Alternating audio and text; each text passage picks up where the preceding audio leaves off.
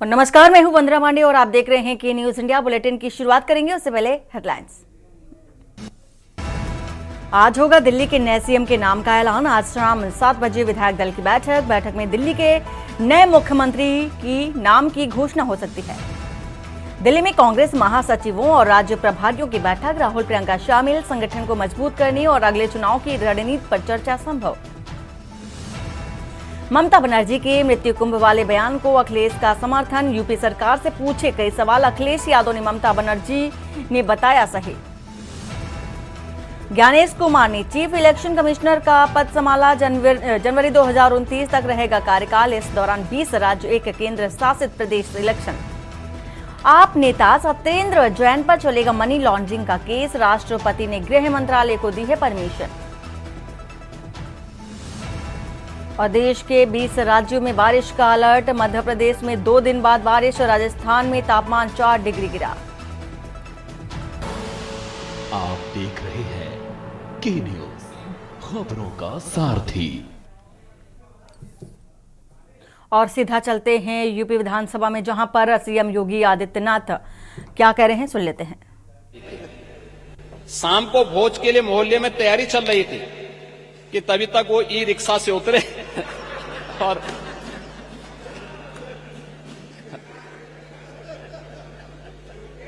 अब बताओ, ये दुष्प्रचार आप ही लोग कर रहे थे।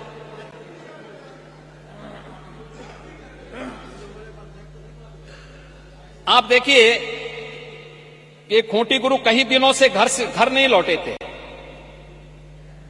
और 13वीं में 13 ब्राह्मणों को भोज कराने की तैयारी हो रही थी।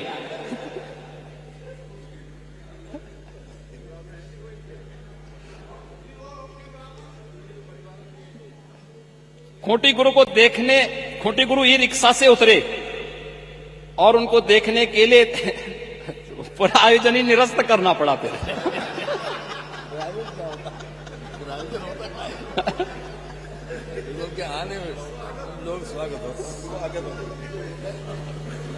तो मैं आप सबसे कहना चाहूंगा, ये 20,000 लोग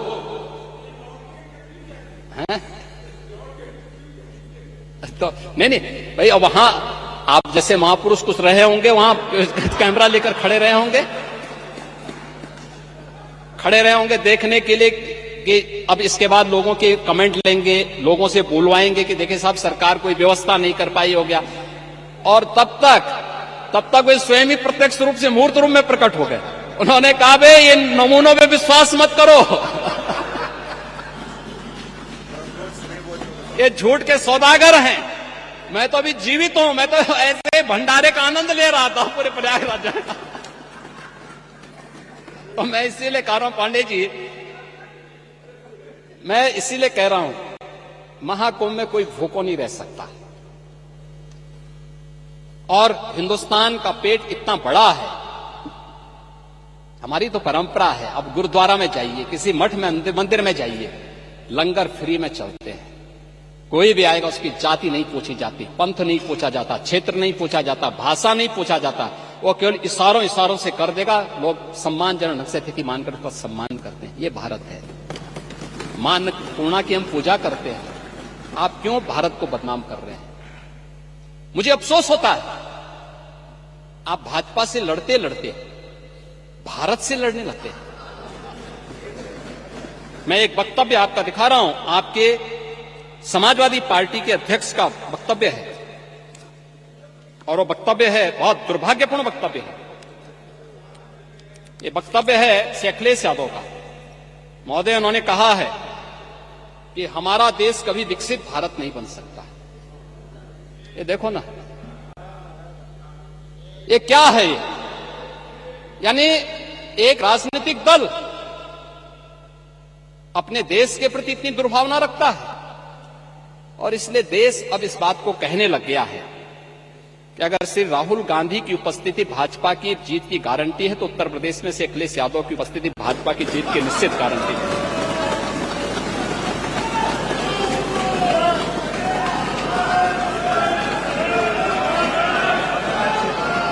और ये गारंटी उपचुनाव ने दे दिया है। ये उपचुनाव दे चुका, और ठीक ही बात है, पप्पू और टप्पू में बहुत अंतर थोड़ा है।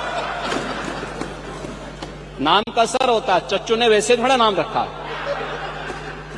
तो ठीक है, चच्चू भी शांत हैं, लेकिन समय आने पे अपना ओस दिखाएंगे।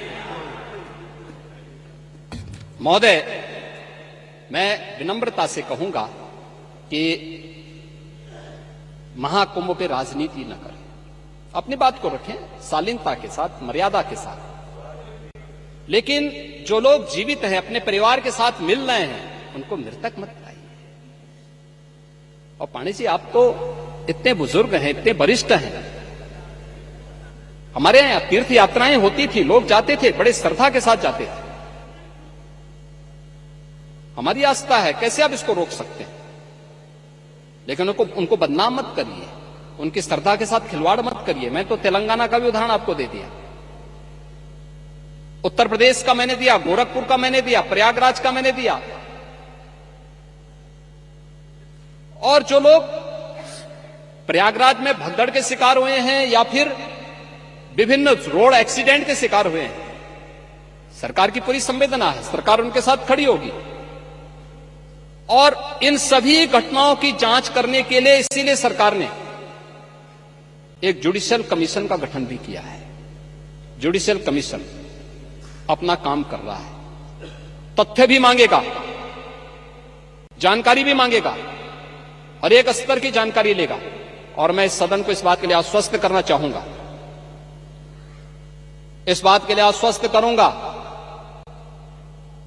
कि प्रयागराज भगदड़ का कोई गुनाहगार होगा तो बख्शा भी नहीं जाएगा। कोई भी होगा, कहीं भी छुपा होगा, किसी भी स्तर पर होगा, और कितना भी बड़ा क्यों ना हो, वह किसी भी स्थिति में बचेगा नहीं। ये मैं आप लोगों को आश्वस्त करता हूं, पूरे सदन को आश्वस्त करता हूं। लेकिन मैं आपसे इस बात में विनम्र अपील भी करूंगा, आयोजन किसी पार्टी का, किसी सरकार का नहीं है। सरकार ने अपनी जिम्मेदारियों का निर्वहन किया है, प्रशासन अपनी जिम्मेदारियों का निर्वहन कर रहा है। यह आयोजन समाज का है, भारत का है, सनातन धर्म का है। और सनातन धर्म को और भारत को कृपया अपने राजनीतिक स्वार्थ के लिए बदनाम मत करिए। यही मेरी आप सबसे अपील थी। धन्यवाद। मैंने श्री संग्राम सिंह यादव जी को सुना, मैंने श्री संग्राम सिंह यादव जी को सुना, मैंने मोना जी को सुना, डॉक्टर वर्मा को सुना, पांडे जी को सुना, मनोज जी, मैंने माननीय मुख्यमंत्री जी को सुना है। ये जो भी विषय यहाँ पर आया था उसका विस्तार से जवाब माननीय मुख्यमंत्री जी ने तथ्यों के साथ दिया है, अतः मैं इस सूचना को अग्राह्य करता हूँ। अगली सूचना श्री कमाल अख्तर, श्री राम सिंह पटेल, श्री जियाउद्दीन रिजवी, 3 लोगों का नाम है। इन 3 लोगों में से कौन लोग बोलेंगे? कमाल अख्तर, नहीं आपका नाम नहीं है सूचना में, नहीं आपके बोलने थोड़ी होगा, नाम देने नोटिस के हिसाब से होता, बोलने के हिसाब से नहीं होता जी। नोटिस जो आपने दिया है, आप ही के दस्तखत से नोटिस आया है। हाँ, नोटिस में जिसका नाम होगा। और अभी आप सदन के अंदर मुख्यमंत्री योगी आदित्यनाथ को सुन रहे थे, जिन्होंने कई बड़ी बातें कही महाकुंभ को लेकर के। जिस तरह से विपक्ष लगातार सवाल उठा रहा था, उन सवालों पर विराम लगाने के लिए योगी आदित्यनाथ ने कई महत्वपूर्ण बातें कही। इसी के साथ ही जांच करने की भी बात कही, जुडिशियल कमीशन का गठन करने की भी बात कही। और अब बात करेंगे दिल्ली विधानसभा चुनाव के रिजल्ट आने के बाद, चूंकि अब बारी हो चुकी है, सरताज कौन होगा दिल्ली का? सबसे बड़ी बात है कि दिल्ली का सरताज कौन होगा, क्योंकि अभी तक चेहरे को लेकर के एक चेहरे का भी नाम सामने नहीं आया है। लगातार 4 से 5 ऐसे नाम हैं जो चल रहे हैं, लेकिन अभी फाइनल नहीं हो सका है। दिल्ली विधानसभा चुनाव रिजल्ट के 11 दिन बाद आज बुधवार यानी मुख्यमंत्री का नाम सामने आ जाएगा। इसके लिए प्रदेश कार्यालय में विधायक दल की बैठक भी होनी है। पार्टी अध्यक्ष जेपी नड्डा पहले ही साफ कर चुके हैं कि मुख्यमंत्री निर्वाचित विधायकों में से होगा और बैठक में कैबिनेट मंत्रियों के नाम की भी घोषणा हो सकती है। शपथ ग्रहण 20 फरवरी को रामलीला मैदान में होगा। सूत्रों के मुताबिक, क्या कहते हैं सूत्र, ये भी आपको बता देते हैं कि बीजेपी दलित पूर्वांचल और जाट कॉम्बिनेशन बना सकती है। 2 डिप्टी सीएम हो सकते हैं। सीएम के सात मंत्रियों को भी शपथ दिलाई जा सकती है। कार्यक्रम में 30,000 मेहमानों के शामिल होने की भी उम्मीद है। तो ये महत्वपूर्ण बात है कि आज फाइनल हो जाएगा कि कौन होगा वो सरताज, कौन होगा वो मुखिया जो दिल्ली की कमान संभालेगा। और बड़ी बात यह है कि सब कुछ हो चुका है, निमंत्रण पत्र सबको दिए जा चुके हैं। बीजेपी शासित प्रदेशों के जो मुख्यमंत्री हैं उनको आने का न्योता दिया जा चुका है, पूरी तैयारी हो चुकी है, लेकिन अभी फाइनल नाम नहीं हो सका है। और भी किसी को भी नहीं पता है कि जो आने वाले अतिथि हैं कि वो आ तो रहे हैं, लेकिन किसके लिए आ रहे हैं, कौन वो चेहरा है जिसको लेकर के वो शपथ ग्रहण में शामिल होंगे। तो बैठक में दिल्ली के नए मुख्यमंत्री के लिए आज बैठक होनी है। प्रवेश वर्मा, विजेंद्र गुप्ता, सतीश उपाध्याय चर्चा में है, ये प्रमुख तौर पर ये नाम। इसी के साथ ही साथ आपको बता रहे हैं वो नाम जो चेहरा हो सकते हैं दिल्ली की सत्ता के लिए। पवन शर्मा, आशीष सूद, रेखा गुप्ता, उनमें से एक नाम है। तो चर्चा में ये सारे ही नाम आपको बता रहे हैं कि आज फिलहाल फाइनल हो जाएगा। शिखा राय, रविंद्र इंद्राज सिंह, कैलाश गंगवाल और इसी के साथ ही साथ मनजिंदर सिंह सिराज, कह सकते हैं कि उनका भी मनजिंदर सिंह सिरसा का भी नाम सबसे प्रमुख तौर पर आगे चल रहा है। प्रवेश वर्मा, विजेंद्र गुप्ता, सतीश उपाध्याय ये चर्चा में नाम है, लेकिन मनजिंदर सिंह का प्रमुख तौर पर नाम लिया जा रहा है क्योंकि ये माना जा रहा है कि पंजाब को भी, क्योंकि पंजाब में भी अब जो भारतीय जनता पार्टी है उसकी नजर पंजाब में है, तो हो सकता है कि कोई पंजाबी चेहरा भी हो जाए। अखिलेश सिंह इसी खबर पर है। अखिलेश, जिस तरह से देखा जा रहा है कि सब कुछ तैयार है, या यूं कहें कि बारात तैयार है, तैयारियां पूरी की जा चुकी हैं, लेकिन दूल्हा कौन है अभी इसका चयन नहीं हो सका है। विडंबना इस बात की है कि आने वाले मेहमानों की भी लिस्ट जारी हो गई है, निमंत्रण पत्र भी दिए जा चुके हैं, लेकिन फाइनल कौन है नाम में ये अभी फाइनल नहीं हो सका है दिल्ली में।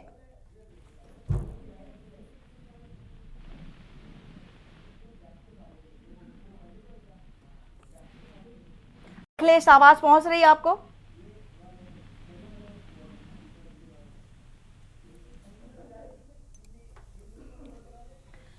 तो बता रहे हैं आज कि दिल्ली बीजेपी कार्यालय में विधायक दल की बैठक होनी है। बैठक को लेकर के तमाम जो मुख्यमंत्री हैं इसी के साथ ही साथ उनको आमंत्रण दिया जा चुका है। कल सुबह 11 बजे नई सरकार शपथ लेगी लेकिन आज 7 बजे विधायक दल की बैठक होनी है। नाम का ऐलान होगा, कौन वो नाम है जिस पर मुहर लग जाएगी फाइनल तौर पर, लेकिन सस्पेंस बरकरार है। सस्पेंस पूरी तरह से बना हुआ है कि आखिर कौन वो चेहरा है। और हम सभी यही जानते हैं कि भारतीय जनता पार्टी ऐन वक्त पर ही नाम का ऐलान करती है, चेहरे को सामने लाती है और चौंका देने वाले ही ऐसे कोई कदम उठाती है जिस पर उम्मीद भी नहीं की जा सकती। लेकिन अब चूंकि देखा जा रहा है कि शाम के समय का इंतजार है, 7 बजे का इंतजार सभी लोगों को है और खास तौर पर दिल्ली की जनता को, दिल्ली की सत्ता को और पूरे राजनीतिक दल को इंतजार है 7 बजे का, जब विधायक दल की बैठक होगी। और इस बैठक में जो फाइनल नाम होगा उस पर मुहर जब लग जाएगी तब ये होगा कि कौन। अभी तो ये सस्पेंस है कि चेहरा कौन है, लेकिन इसके बाद चुनौतियां बहुत है बीजेपी के पास। दिल्ली की कमान को संभालने के बाद कई सारी ऐसी चुनौतियां होंगी जो ये देखेगी कि भारतीय जनता पार्टी किस तरह से अब दिल्ली की कमान को संभालती है। आम आदमी पार्टी चूंकि हर बार से सवाल उठाती आई है, कई सारे मुद्दे उठाती चली आ रही है। अब आम आदमी पार्टी भी प्रमुख रूप से, आतिशी को भी आपने पहले कई सारे बयान देते सुना कि अब डबल इंजन नहीं ट्रिपल इंजन की सरकार वहां पर है, तो अब कैसे मैनेज करती है दिल्ली की जो जनता है, झुग्गी झोपड़ी वाली जो लोग हैं उनको कैसे मैनेज करती है, जो वादे किए थे वो क्या कैसे पूरे करती है, बिजली को लेकर के और उपभोक्ताओं को लेकर के, यमुना नदी को लेकर के तरह तरह के जो सवाल उठाए जाते रहे हैं, मुद्दे उठाए जाते रहे हैं, उसको लेकर के भी किस तरह से इन सारी ही चुनौतियों को भारतीय जनता पार्टी कैसे सामना करती है, बड़ी बात होगी। फिलहाल शाम के समय का इंतजार है कि फाइनल चेहरा आखिर कौन होगा।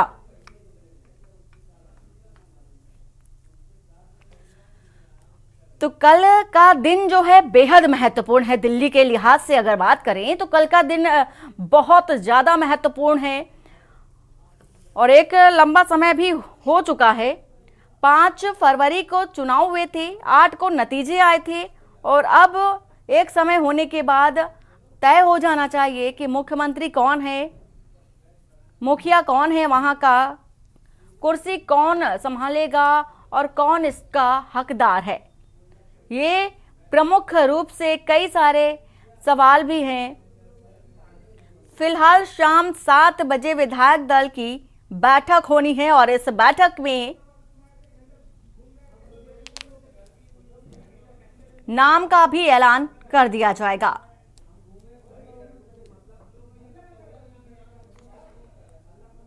तो प्रवेश वर्मा, विजेंद्र गुप्ता, सतीश उपाध्याय, पवन शर्मा, आशीष सूद, रेखा गुप्ता, शिखा राय, रविंद्र, इंद्राज सिंह, कैलाश गंगवार, मनजिंदर सिंह सिरसा, तमाम ऐसे नाम हैं जिन पर मुहर लग सकती है। कौन कौन वो नाम है जिन पर चर्चा चल रही है, फाइनल कौन होगा, ये शाम 7 बजे क्लियर हो जाएगा, स्पष्ट हो जाएगा। लेकिन 5 से 6 ऐसे नाम हैं जो अभी प्रमुख तौर पर बने हुए हैं और मुख्यमंत्री बनने नाम के ऐलान के बाद ये भी चर्चा रहेगी कि उप मुख्यमंत्री कौन रहेगा दिल्ली का, और इन्हीं नामों में से ही कोई एक नाम या 2 नाम हो सकते हैं जो डिप्टी सीएम के लिए चयनित कर लिए जाएं। तो बैठक में दिल्ली के नए मुख्यमंत्री के नाम पर घोषणा हो सकती है, होगी और इसी के साथ ही सुबह जब कल का वक्त होगा, कल का जो दिन होगा, 11 बजे का वो समय होगा जब शपथ ग्रहण समारोह होगा। तमाम तैयारियां की जा चुकी हैं और निमंत्रण पत्र भी, न्योता भी दिया जा चुका है। बीजेपी शासित जितने भी प्रदेश वहां के मुख्यमंत्रियों को आने का न्योता दिया जा चुका है। लेकिन कमाल की बात तो ये है कि अभी किसी को भी नहीं पता है कि वो आ रहे हैं तो किसके लिए आ रहे हैं, किस चेहरे के लिए आ रहे हैं, कौन वो चेहरा है जिनके शपथ ग्रहण में वो शामिल होंगे।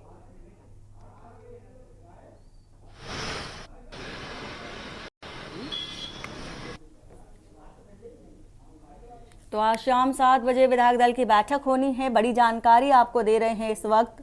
दिल्ली बीजेपी कार्यालय में बीजेपी विधायक दल की बैठक होनी है और इस बैठक को लेकर के सभी की जो निगाहें हैं वो टिकी हुई है।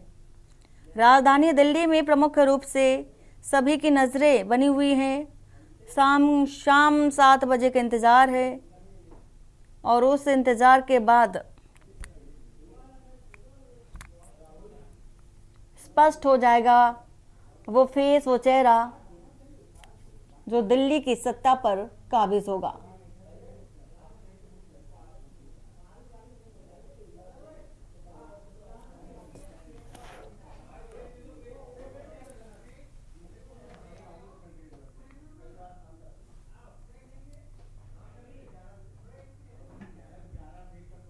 और वक्त हो चला एक छोटे से ब्रेक का। ब्रेक के बाद जल्द हाजिर होते हैं।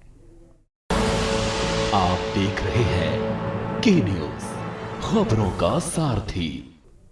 और ब्रेक के बाद आपका स्वागत है। खबर एटा से है, जहां पर दहेज लोभियों ने स्कॉर्पियो ना मिलने के कारण जिला पंचायत सदस्य युवती से रिश्ता तोड़ लिया। जिला पंचायत सदस्य युवती जिनका रिश्ता थाना अवागढ़ क्षेत्र गांव खुशरई में तय किया गया था, जिला पंचायत कार्यालय पर बिचौलिया सहित परिजनों के सामने बेटी की गोद रस्म की गई थी और जिसके बाद पिता के द्वारा 15 दिसंबर को 5 लाख रुपए कैश दिया गया।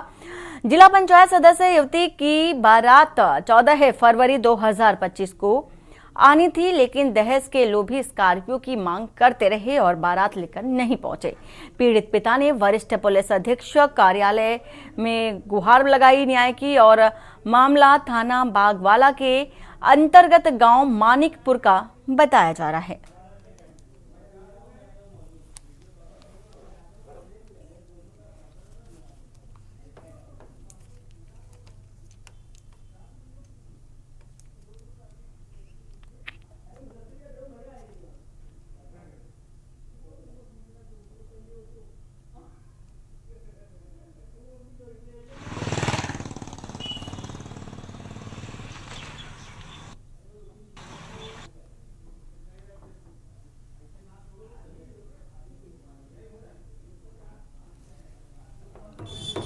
अरे क्या तो दैये है।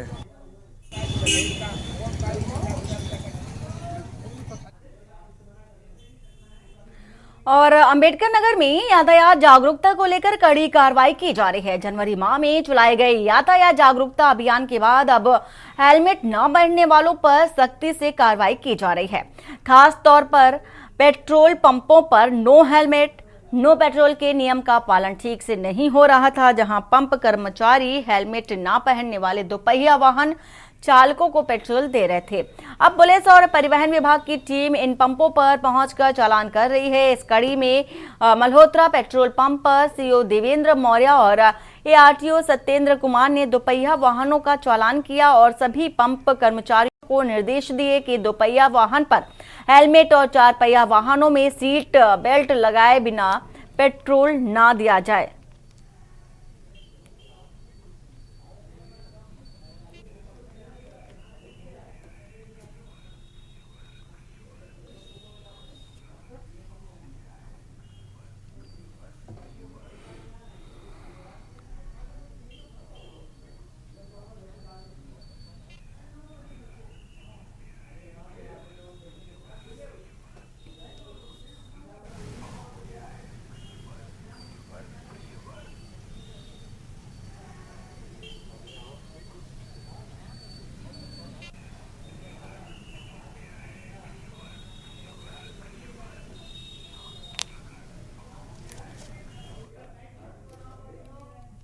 प्रशासन अंबेडकर नगर पूरी तरीके से मुस्तैद है। यहाँ तक कि वो हेलमेट पेट्रोल टंकी पर हेलमेट बिना तेल नहीं देने का निर्देश दिया गया है। हमारे साथ बातचीत करने के लिए जो देवेंद्र मौर्य जी हैं, जो लगातार सुबह से ही प्रयास कर रहे हैं कि किसी को भी जो है हेलमेट बिना तेल ना दिया जाए। यहाँ तक एआरटीओ सत्येंद्र कुमार जी द्वारा आज हेलमेट ना लगाने वाले के लिए चालान भी किया जा रहा है। हमारे साथ बातचीत करने के लिए मौजूद है, देखते हैं किस प्रकार से जो है निर्देश दिया जा रहा है। सर, आम लोगों को ये सबसे पहले हम लोग ये समझा रहे हैं कि हेलमेट लगाना जीवनोपयोगी है। हेलमेट नहीं लगाने से दोपहिया वाहनों में दुर्घटना होने पर जान जाने का खतरा बहुत अधिक होता है।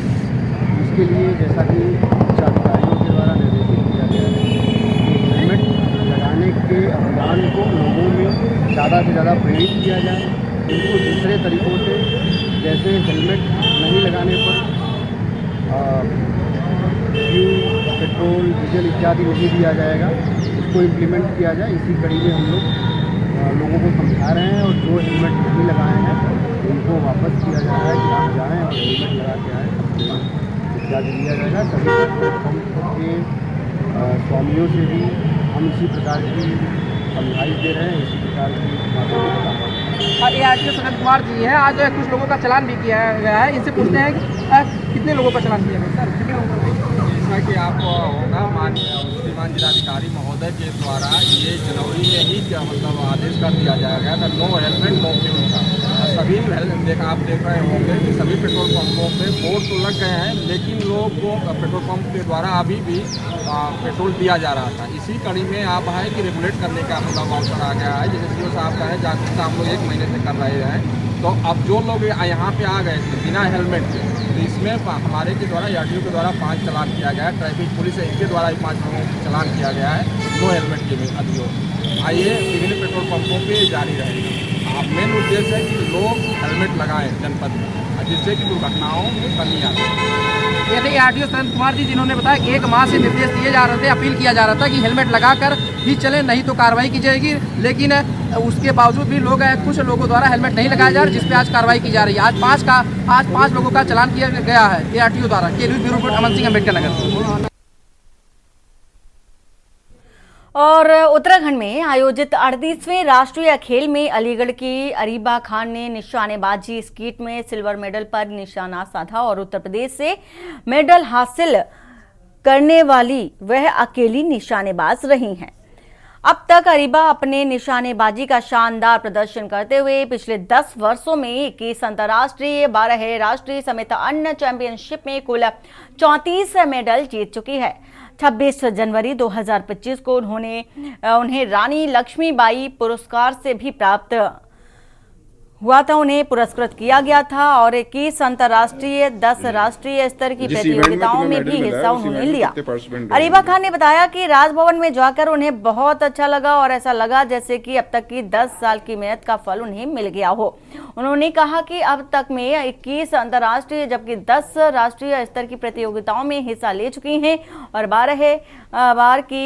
12 बोर की गन का इस्तेमाल करती हैं। अरीबा ने बताया कि निशानेबाजी करना काफी रोमांचक होता है और एक बार फिर इसमें आने के बाद इससे दूर जाने का मन नहीं करता। अरीबा खान थाना सिविल लाइन के इलाके में रहती हैं और उनके एक भाई अंतर्राष्ट्रीय निशानेबाज भी हैं और पिता पूर्व राष्ट्रीय निशानेबाज हैं। अरीबा ने अलीगढ़ मुस्लिम विश्वविद्यालय से फाइन आर्ट्स में ग्रेजुएशन किया और अब जामिया मिलिया इस्लामिया दिल्ली से पोस्ट ग्रेजुएशन की तैयारी कर रही हैं।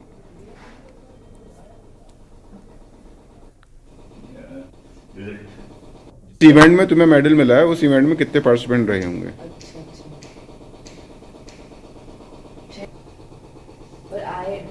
मैंने अभी नेशनल गेम्स में हिस्सा लिया था जो उत्तराखंड में हुए थे और मेरा सिल्वर मेडल आया था उसमें स्कीट शूटिंग में। ये उत्तराखंड में किस डेट से किस डेट तक हुए थे, किस सिटी में हुए थे? ये 1 से 13 के अराउंड हुए थे। मेरा जो इवेंट था वो रुद्रपुर में हुआ था और बाकी मोस्ट इवेंट्स देहरादून में हुए थे। तो आपको जो सिल्वर मेडल मिल रहा है उसमें कुल कितने पार्टिसिपेंट थे और किस तरह का कॉम्पिटिशन रहा आपका और किस गन से आप कौन सी गन इस्तेमाल करते हैं? नेशनल गेम्स में इंडिया के टॉप एथलीट्स ही जाते हैं, मतलब वो ऑन अ इनवाइटी बेसिस जाते हैं। तो मेरे इवेंट में टॉप 18 थे। मैं शॉर्ट गन यूज़ करती हूँ 12 बोर।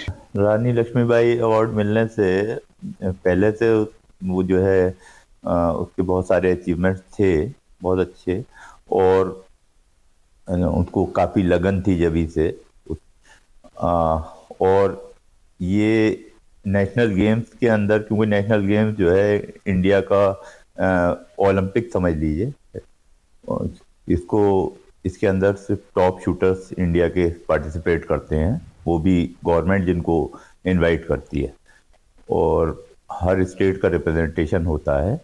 और इसके अंदर सबसे बड़ा अचीवमेंट तो ये है कि हमारे यहाँ शूटिंग के अंदर कोई भी यूपी का कोई और शूटर मेडल नहीं ला पाया और अरीबा माशाल्लाह से इसमें सिल्वर मेडल जीती हैं। और खबर गाजियाबाद से, जहां थाना लोनीवाड़ा क्षेत्र में दोस्त ने युवक की हत्या कर अपने ही मकान में गड्ढा खोदकर जमीन में शव को दफनाने की सूचना मिलने पर पुलिस ने जमीन खोदकर युवक के शव को बाहर निकाला है। जमीन में लाश मिलने से क्षेत्र में हड़कंप मच गया। पुलिस शव को लेकर पोस्टमार्टम के लिए भेज दिया है। पुलिस मामले की जांच पड़ताल में जुट गई है। कि राजीव गार्डन गली नंबर 4 में दीपक उम्र 35 वर्ष की हत्या करने की सूचना प्राप्त हुई। उक्त सूचना पर पुलिस मौके पर पहुंच करके छानबीन शुरू की तो ज्ञात हुआ कि दीपक की हत्या उसके साथ पूर्व में पीवीसी पैनल और इंटीरियर का काम करने वाले आरोपी अंकित पुत्र पप्पू पंचाल द्वारा करके उसके शव को अपने ही घर में जमीन के नीचे गड्ढा खोद करके गाड़ दिया गया है।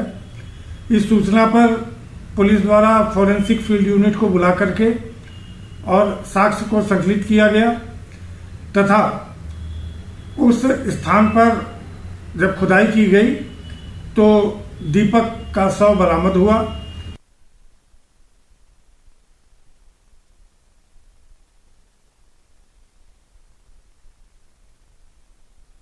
और रामपुर एमपी एमएलए विशेष अदालत ने अब्दुल्ला आजम खान की जमानत मंजूर कर दी है, जिससे उनकी रिहाई का रास्ता साफ हो गया है। और इससे पहले शत्रु संपत्ति के एक मामले में उनकी जमानत लंबित थी। बीते दिनों रामपुर पुलिस ने इस मामले में नई धाराएं जोड़ने के लिए अदालत से प्रार्थना की थी, लेकिन अदालत ने इसे खारिज कर दिया था। अब्दुल्ला आजम खान के वकील जुबैर अहमद खान ने बताया है कि अब तक के सभी मुकदमों में जमानत मिल चुकी है और सुप्रीम कोर्ट से भी जमानत मिल चुकी थी। 2020 के इस मामले में जमानत पेंडिंग थी और जिसमें से फर्जी रजिस्टर और कार्जूनिस्ट से संबंधित आरोप थे। अब्दुल्ला आजम के खिलाफ सभी मामलों में जमानत हो चुकी है और अब उनकी रिहाई निश्चित है।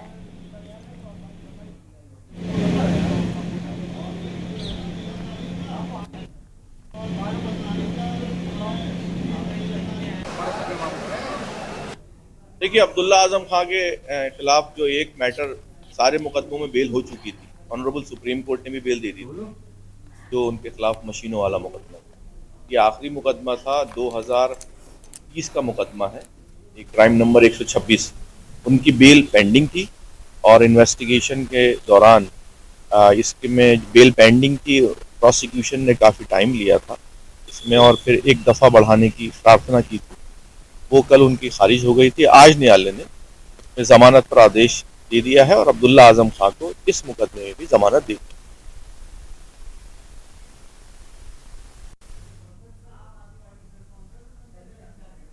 और सीधा चलते हैं राजधानी लखनऊ, जहां पर आम आदमी पार्टी की प्रेस कॉन्फ्रेंस चल रही है। संजय सिंह क्या कह रहे हैं, सुन लेते हैं।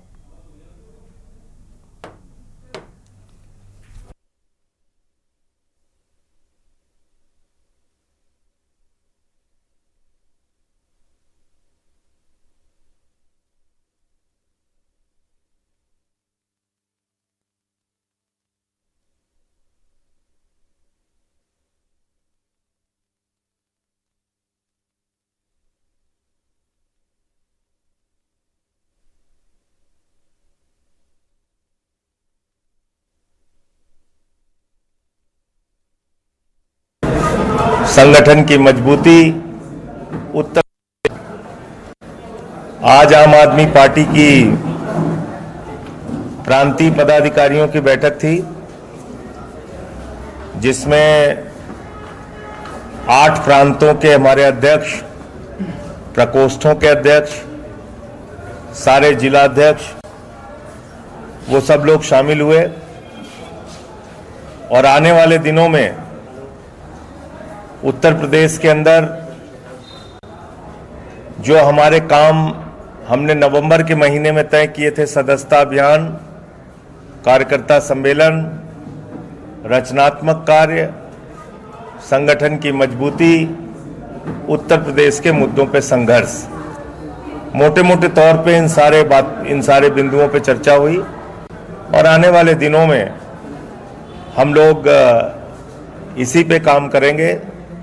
23 मार्च को प्रांतीय कार्यकर्ता सम्मेलन हमने रखा है, लगभग 1 महीने के बाद, शहीद आजम भगत सिंह जी की पुण्यतिथि पे और डॉक्टर लोहिया की जयंती पे लखनऊ के अंदर। इसके अलावा प्रदेश भर में 16 स्थानों पे अलग अलग प्रांतों में कार्यकर्ता सम्मेलन करेंगे और 14 सितंबर को यूपी के अंदर एक रैली का आयोजन करेगी आम आदमी पार्टी। ये कार्यक्रम आज की तारीख में हम लोगों ने तय किया है। किस तरह की रैली होगी, कहां से कहां तक जाएगी? 14 सितंबर नहीं, एक रैली होगी, सभा।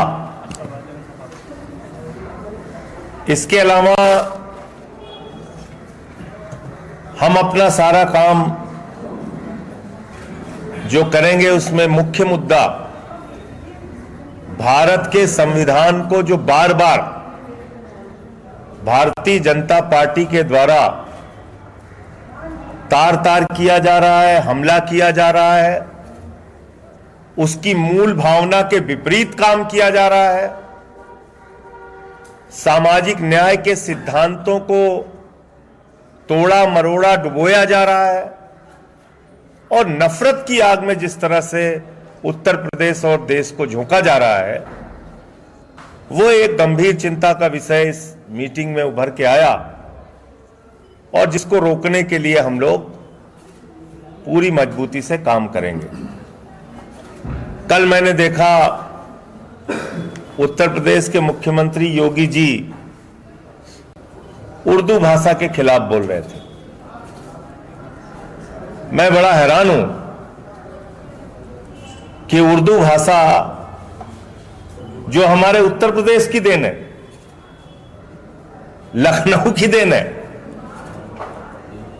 हमारे हिंदुस्तान की देन है, उस भाषा के खिलाफ हमारे प्रदेश के मुखिया बोल रहे हैं। और जब वो उर्दू भाषा के खिलाफ बोल रहे हैं तो बड़ी मजेदार बात यह है कि 4 मिनट 20 सेकंड के अपने भाषण में 9 बार उर्दू बोल रहे हैं। क्या बोल रहे हैं? तबके, उर्दू का शब्द, पायदान, उर्दू का शब्द, अगर, उर्दू का शब्द, बात, उर्दू का शब्द, बच्चों, उर्दू का शब्द, आदि, उर्दू का शब्द, सरकार, उर्दू का शब्द, अंदर, उर्दू का शब्द, दुनिया, उर्दू का शब्द। 4 मिनट 20 सेकंड में 9 शब्द उर्दू के बोल रहे हैं। तो आप तो बोल ही नहीं सकते हैं उर्दू के बगैर। भाषण दे रहे हैं आप खाली भड़काऊ। ये देखिए, मैं बहुत बड़ा सूरमा हूं, मैं उर्दू के खिलाफ बोल रहा हूं। ये स्थापित करना चाहते हैं आप। आपने उत्तर प्रदेश की हालत बताई। ये मैं नहीं कह रहा हूं, लोकसभा के अंदर देश के शिक्षा राज्य मंत्री जयंत चौधरी जी का जवाब है। वो जवाब मैं आपको दे दूंगा, पढ़िएगा। और उत्तर प्रदेश की सरकार से मैं पत्रकार बंधुओं से चाहूंगा, सवाल जरूर पूछिएगा। 8 महीने में 7,84,000 बच्चे सरकारी स्कूल छोड़ चुके हैं। 8 महीने में 7,84,000 बच्चों ने सरकारी स्कूल छोड़ा है। वो कौन है? वो मौलाना है, मुसलमान।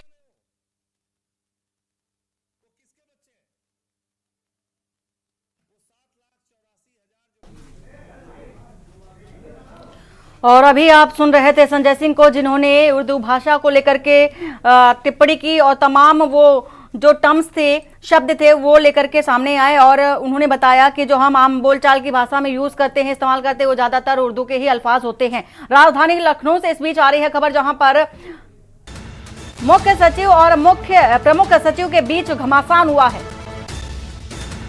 मुख्य सचिव ने गन्ना विकास प्रमुख सचिव से जवाब मांगा है। बड़ी खबर आपको बता रहे हैं इस वक्त की। चीनी मिल लीज पर देने के मामले में विवाद हुआ है। मुख्य सचिव और प्रमुख सचिव के बीच एक घमासान हुआ है। प्रमुख सचिव ने गन्ना विकास प्रमुख सचिव से जवाब मांगा। चीनी मिल लीज पर देने के मामले में अनुभाग अधिकारी निलंबित किए गए। मुख्य और प्रमुख सचिव के असहमत प्रस्ताव पर सरकार में तनाव देखा जा रहा है।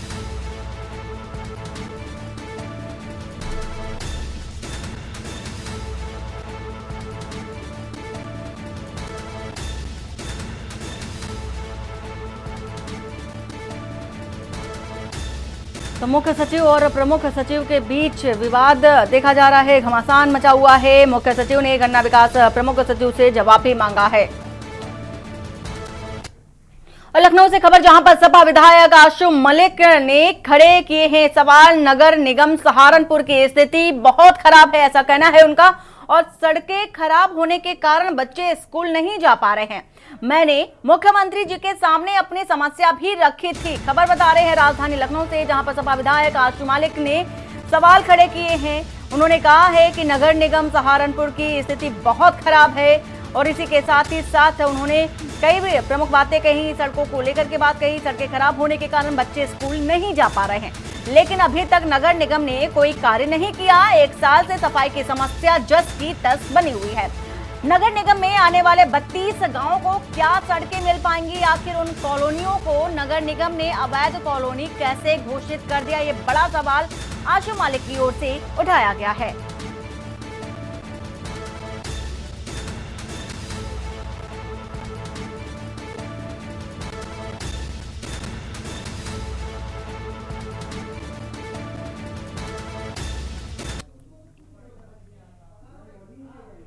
और लखनऊ से खबर, जहां पर ऊर्जा मंत्री ए.के. शर्मा का बयान सामने आया है। गलत रीडिंग पर बिल बनाने वाले मीटर रीडरों सरकार ने कार्रवाई की है। और इसके साथ ही उन्होंने कहा कि गलत बिल बनाने वाले मीटर रीडर को नौकरी से बर्खास्त किया है। जहां गड़बड़ी की शिकायत आएगी उसके खिलाफ कार्रवाई करेंगे और लापरवाह अधिकारियों कर्मचारियों पर सरकार कार्रवाई करेगी। तो 3000 से ज्यादा मीटर रीडरों को नौकरी से बर्खास्त किया गया। बजट सत्र में सपा कांग्रेस ने बिजली व्यवस्था पर सवाल उठाए और बिजली व्यवस्था पर उठाए सवाल। 500 की जगह 5000 आ रहे बिजली के बिल। विद्युत उपकेंद्रों के निर्माण पर सरकार पर गंभीर सवाल भी उठाए गए। बिजली की मांग को देखते हुए बिजली उपकेंद्रों को बढ़ाना चाहिए। सिर्फ 65% ही बजट बिजली विभाग को अब तक दिया गया है।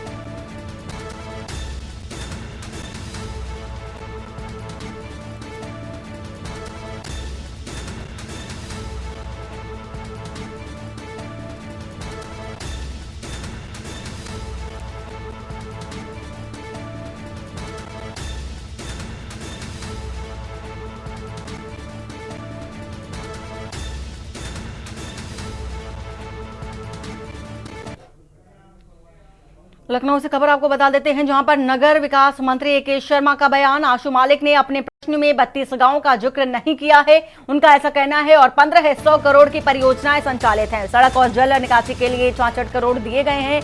और उनका यह भी कहना है कि डोर टू डोर कूड़ा उठाने के लिए 18 गाड़ियां भी दी गई हैं।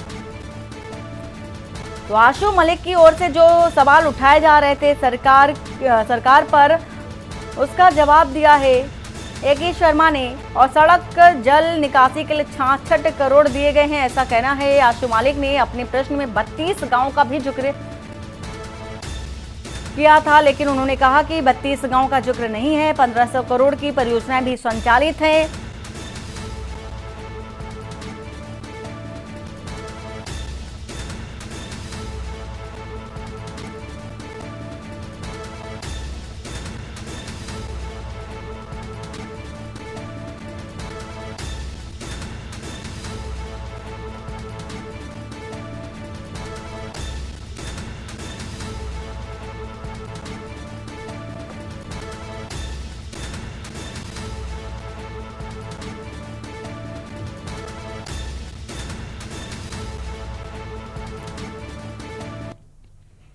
और फर्रुखाबाद से खबर, जहां पर सीएम योगी की मंशा को पलीता लगा रहे हैं डॉक्टर। सुबह 9 बजे तक अपने अपने कक्षों में नहीं पहुंचे थे डॉक्टर और शासन के निर्देशों को नहीं मानते हैं लोहिया अस्पताल के डॉक्टर। तो अधिकारियों के निरीक्षण के बाद आदतों से बाज नहीं आ रहे हैं डॉक्टर। सुबह 8 से दोपहर 2 बजे तक डॉक्टरों के बैठने का समय निर्धारित है, लेकिन डॉक्टर की लेट लतीफी से मरीजों को खामियाजा भुगतना पड़ रहा है। इलाज के लिए मरीजों को घंटों तक डॉक्टर का इंतजार करना पड़ता है। वहीं सीएमएस अशोक प्रियदर्शी डॉक्टरों पर अंकुश लगाने में भी नाकाम है, ऐसे आरोप भी लगाए जा रहे हैं। और आवास विकास के डॉक्टर राम मनोहर लोहिया जिला अस्पताल का ये पूरा मामला है।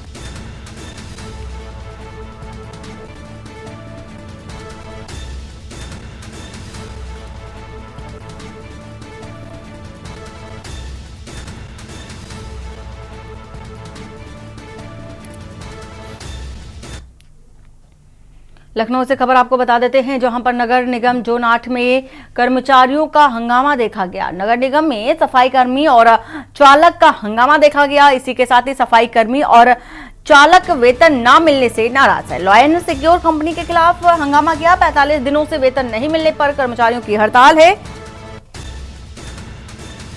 सफाई कार्य ठप होने से क्षेत्र में गंदगी फैली है। जोन 2, 5 और 8 में इसी कंपनी का सफाई का ठेका भी है।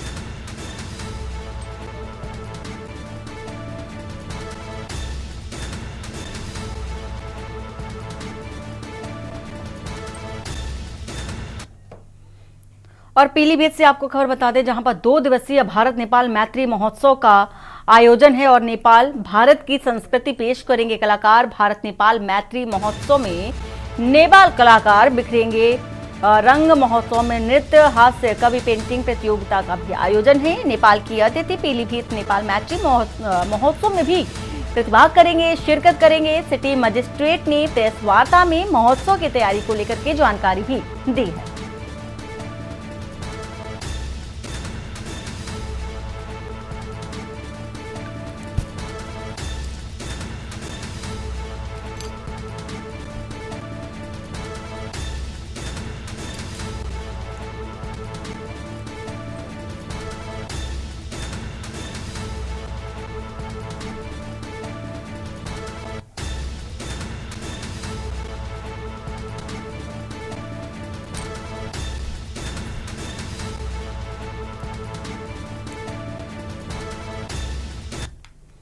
गोंडा से खबर है, जहां पर सदर तहसील में नहीं रुक रहा भ्रष्टाचार का सिलसिला। इसी के साथ ही सदर तहसील से रिश्वत लेने का वीडियो वायरल हो रहा है।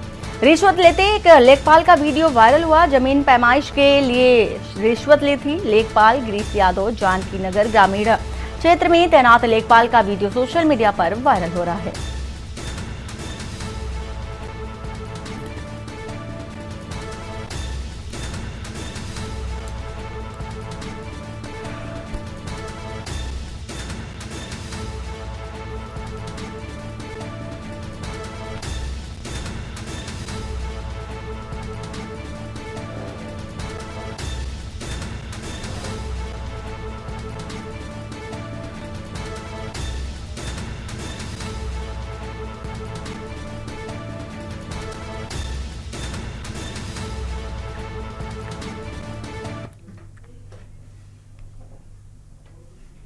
और बुलेटिन में फिलहाल इतना ही। बाकी की खबरों के लिए बने रहिए आप के न्यूज इंडिया के साथ। नमस्कार। आप देख रहे हैं के न्यूज, खबरों का सारथी।